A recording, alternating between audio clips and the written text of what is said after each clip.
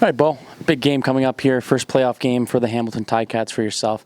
How you feeling leading up to this one? Good. Yeah, body feels great. Mentally strong, just locked in, ready to go and do what it takes to win the game. I don't mean to be a silly bugger by saying this, but I've known you long enough to know, would a younger you accept two quarterbacks playing in a playoff game? No. So how have you come to this point? I don't know, man.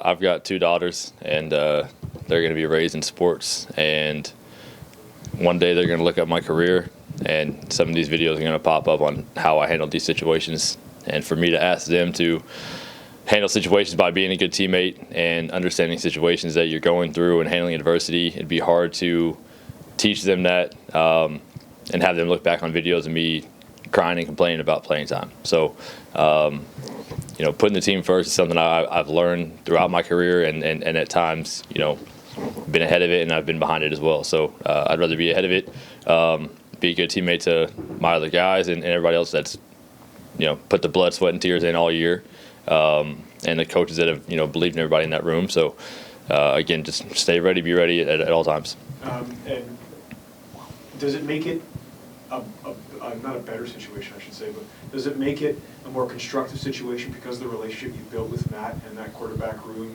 and since Scott's coming in the summer? Oh, definitely. I think, if you had two guys that were butting heads and just, hated each other, it'd be a bad situation.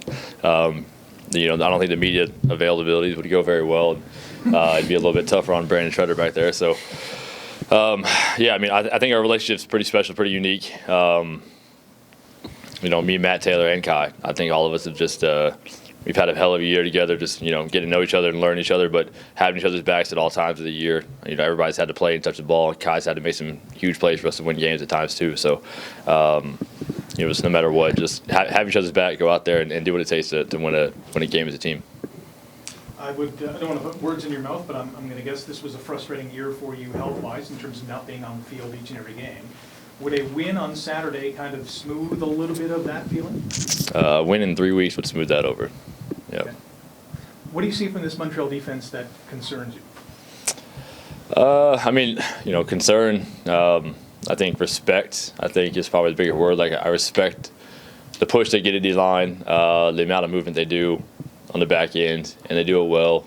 And if you do enough, obviously at times it can get them in trouble too, but you move around enough, it can cause problems for the offense if you're not totally locked in the details and being ready to go. And I think we showed last week we weren't locked in the details the way we needed to be in a game, seemingly that didn't matter to other people. So it's make sure that you've seen the looks, you understand what they want to do. Noel wants to confuse you, wants to throw everything he can at the wall, see what sticks, and once that does, is start to use that more and more. But I think being a veteran D coordinator in this league, he's going to continue to try to do different things. I'm sure he also has things in his sleeve that he hasn't showed us. So our job is to go out there and be prepared to see anything we can. Scott's trying to get us ready to see any possible look that we've seen or haven't seen, and just run an offense that can be successful against any defense. Had a pretty drastic change in the weather, nothing too crazy, nothing like you've seen in your days in Calgary come playoff time, but do you get a charge out of this kind of playoff weather, this kind of atmosphere? Oh, definitely, man. It's always special when you come out and it's sunny, no cloud in the sky, and it feels like it's like minus 10 degrees. So it's something about CFL playoff football. It's exciting. That's why I play this game. It's why a lot of the guys in that room play this game. So you get that cold air, and the ball gets a little bit harder and a little bit harder to throw, but guys like glove on makes it more fun for me. So nice thing. I don't mean to be funny by asking this because it is cold in the West. It's a different kind of weather. It's a lot colder out there, though. Well, I don't know. damp and dry cold, we can have a debate about it. Yeah. But anything, being around this room, being on this side of the bracket this time, whether it's the wind and how it can play here, although you're not going to have a home playoff game here, or different aspects that you. We will. Okay. It's a home playoff game at the end. Anything you have to take into consideration being on this side of the bracket this time? Yeah, I've definitely noticed the wind a lot more. Like, I think anytime we've played the East late in the year, anytime, I remember, I want to say it was Sean White. I think it was a game in Hamilton. It was in Guelph. It was in Guelph, yeah. It was like a 30-yard field goal, and the ball stopped before the field goal post. That was like one of those moments where I found out, like, I knew Saskatchewan wind was bad, but then, like, finding out, seeing that, it was you have to understand in the East, there's times we walk out there and there's no one at all and throw the ball, and all of a sudden, like halfway through practice, here it comes. So I think you understand that concept being out here more often and practicing through it every single day. It could be a problem for the teams coming out here to see us. Obviously, if we're going to play, two other East teams to start off that are used to it. So it's definitely a different dynamic, but at the same time, something they're used to as well, and we'll see who handles it better. If you got a call in your helmet that had you pass it out and your receiver kicked it a half an inch and recovered it for a first down, how would you feel about that? First down. CFO. Is it? Are you happy about it? Like, when it's on, I've had that play drawn up in my head for years.